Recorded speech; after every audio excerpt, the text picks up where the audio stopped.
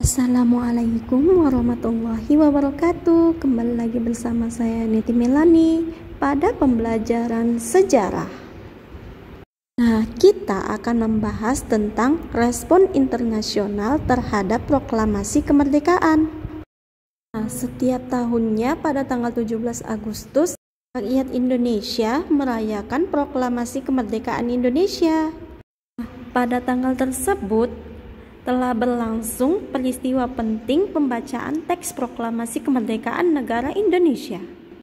Adapun pembacaan teks proklamasi ini dilakukan oleh Soekarno dan didampingi Muhammad Hatta di Jalan Pegangsaan Timur nomor 26 pada tanggal 17 Agustus tahun 1945.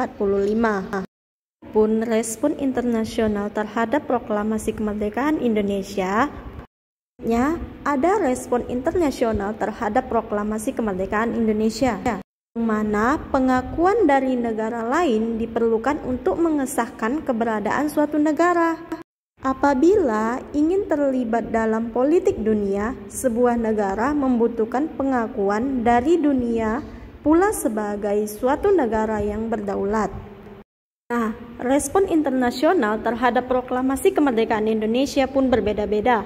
Ada yang memberikan respon positif dan ada pula yang tidak mau mengikuti kemerdekaan Indonesia.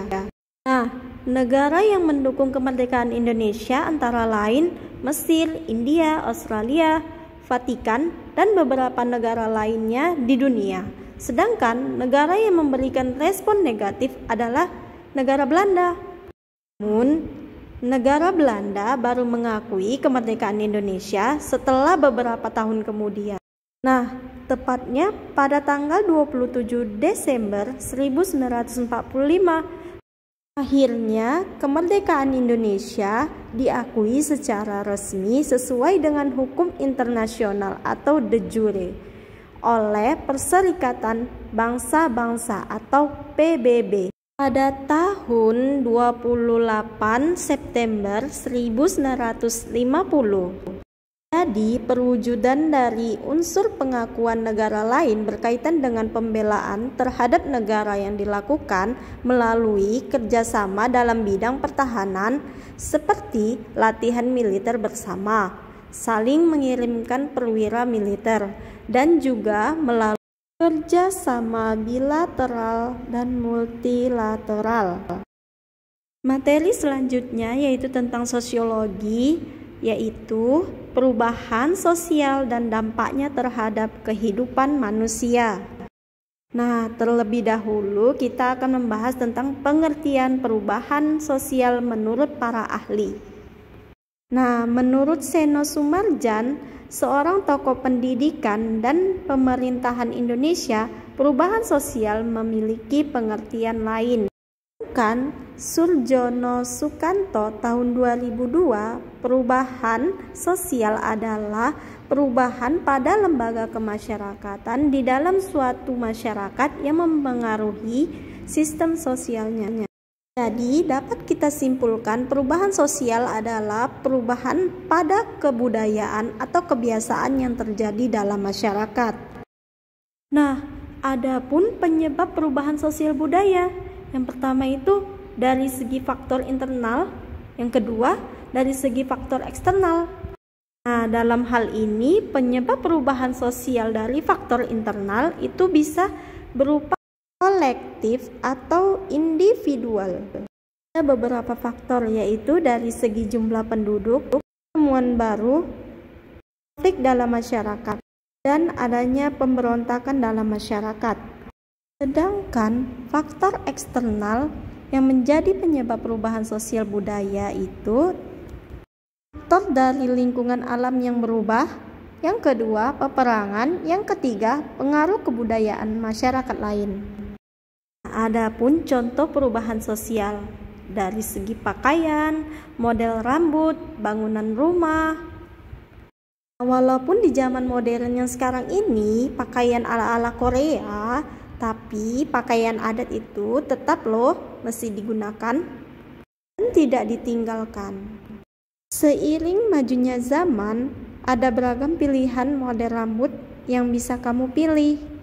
Perubahan rumah dengan masa zaman dulu dan rumah masa kini itu memiliki gaya perbedaan dari sisi interior atau eksterior. Selanjutnya, alat komunikasi. Nah, zaman sekarang itu sudah canggih. Sekarang sudah lebih mudah menggunakan smartphone dengan dibantu internet. Selanjutnya, ada pun contoh perubahan sosial di bidang pendidikan. Bahannya itu dulu orang mencari referensi itu dari buku yang berbentuk fisik. Kendaraan. Nah, mau pergi-pergi kemana-mana pun sudah ada alat transportasi yang cepat untuk mengantar, seperti mobil, pesawat, dan lain-lain. Selanjutnya, bahasa. Selain bahasa daerah dan bahasa Indonesia, masyarakat Indonesia juga menguasai bahasa Inggris, Korea, Jepang, dan lain-lain. Selanjutnya, ada sikap. Contohnya bisa terlihat dari tata cara pergaulan atau komunikasi antara generasi muda dan orang tua lebih santai. Kemudian permainan anak. Mainan anak kini sudah mulai tergeser. Dulunya bisa main kelereng, lompat tali, main layang-layang. Sedangkan permainan anak zaman sekarang mainannya Mobile Legends dan PlayStation. Nah, dan yang terakhir ini ada perubahan sosial di sektor pertanian. Mana sektor pertanian ini tak luput dari perubahan sosial dengan banyaknya lahan para petani yang dijual untuk pembangunan yang tidak terlalu mendesak. Alasan yang bermacam-macam, mulai dari seringnya gagal panen hingga dijanjikan upah pekerjaan di perkotaan yang dinilai lebih menjanjikan. Sampai ketemu lagi di pertemuan berikutnya.